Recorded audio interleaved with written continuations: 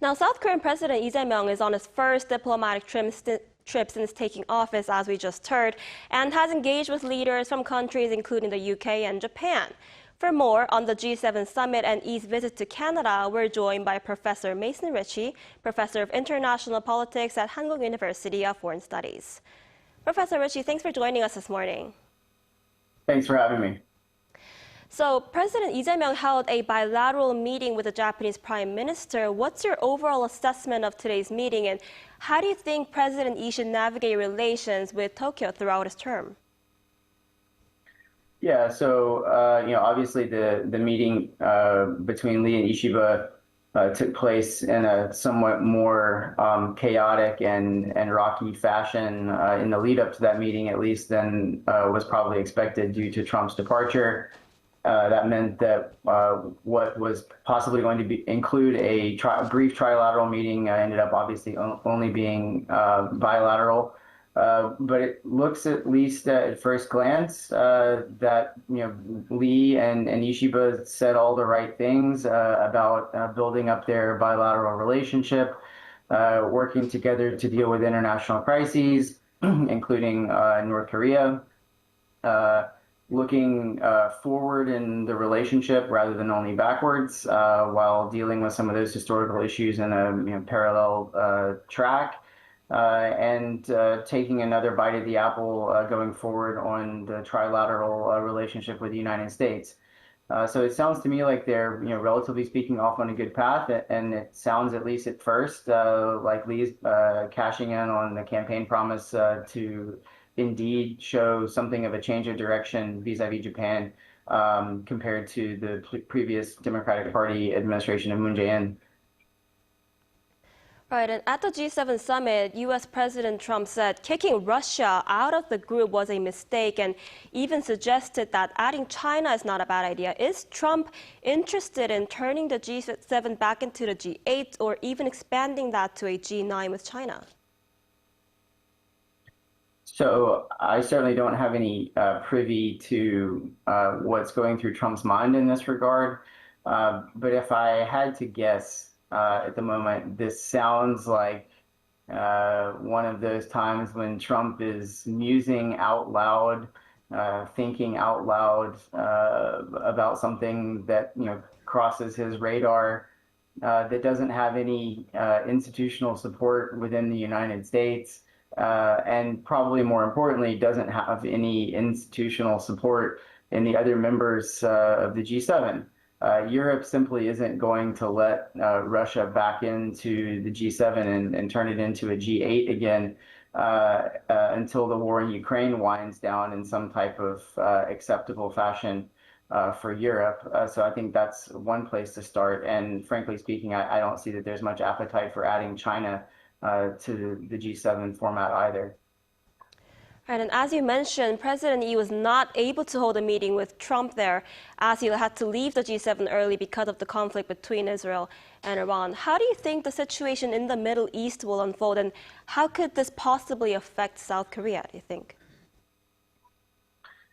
Well, it's extremely uncertain, I think, what's going on right now in the Middle East in terms of the Israeli attacks against Iran, Iran's retaliation against Israel, and the role that the United States has played and will play going forward. But it sounds like the U.S. is joining the conflict in some form or another. If you were to look at where the U.S. would probably bring the greatest value added in the short term, it would probably be some type of B-2 bomber run or perhaps several runs of B-2 bombers with massive ordnance penetrators, what are colloquially known as bunker busters. There's a 30,000-pound version that the United States has that Israel can't deliver. That could be used to try to disable the Fordo nuclear enrichment facility. That's probably where I would think that the United States would have the most value added, and Trump would be perhaps most likely to use U.S. assets. What the effect of this would be for South Korea really depends, I think, on the severity and the duration of the conflict. You could probably see a run-up in oil prices, although that's not guaranteed because the world is, has a much more complex oil supply structure than we used to have in previous Middle East conflicts. South Korea could potentially face some threats to some of its locals in the region, not only in Iran, but also in other neighboring countries. The United States, depending on how long this goes on, could be distracted from its Indo-Pacific obligations in some form. International law is really under threat. This seems like a preventive war rather than a preemptive war, and preventive wars are not allowed by international law. So I think there's a real risk to the undermining of international law. And of course, good luck now trying to convince North Korea to denuclearize. Clearly, they will have looked at what's happened in Iran and added that to the list of things that they've seen happen in the Middle East, including Saddam Hussein's death, and in North Africa, Muammar Gaddafi's death, and clearly realize that there's no way in the world that they should ever give up their nuclear weapons. All right, and the United States and Britain signed a trade deal in Canada while Japan did not. What's your take on this? Do you think South Korea will be able to reach a trade agreement with the Trump administration before the July deadline? We don't know very much about that deal that the UK has made with the United States. It seems very unclear. The details haven't been worked out. I'm frankly skeptical that right now there's a whole lot of meat on the bones on that. Trump likes symbolism more than substance. So we'll see how that actually shakes out. Japan, hasn't signed a deal. It's really been standing up for itself and standing up for its interests and really sort of demanded that tariffs go back to zero. Frankly speaking, I think that's what South Korea should do too. They should try to implement all of the tools and all the advantages that they have in their arsenal, including investment in the United States, shipbuilding, any possible way of adjusting the alliance, et cetera, et cetera.